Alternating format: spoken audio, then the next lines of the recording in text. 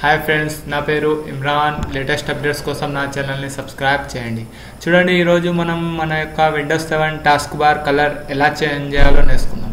దానికోసం చూడండి, ఫస్ట్ ఇక్కడ రైట్ క్లిక్ ఇచ్చి ఇక్కడ పర్సనలైజ్ని క్లిక్ చేయండి డెస్క్టాప్.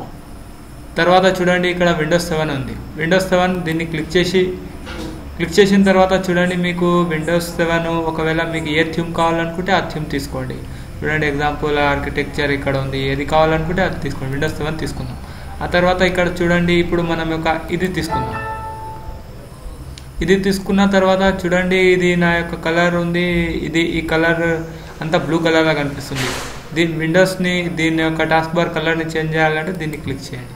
క్లిక్ చేసిన తర్వాత చూడండి, ఇక్కడ చాలా ఉన్నాయి.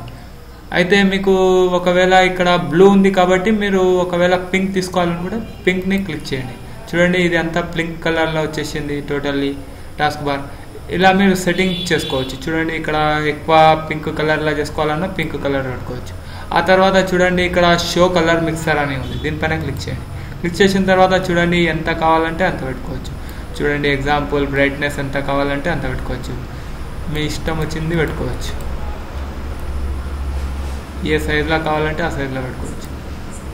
ఆ తర్వాత ఇక్కడ సేవ్ అని క్లిక్ చేస్తే ఆటోమేటిక్ సేవ్ అయిపోయింది. ఆ వీడియో మీకు నచ్చినట్లుంటే లైక్ బటన్ ప్రెస్ చేయండి. Thank you for watching.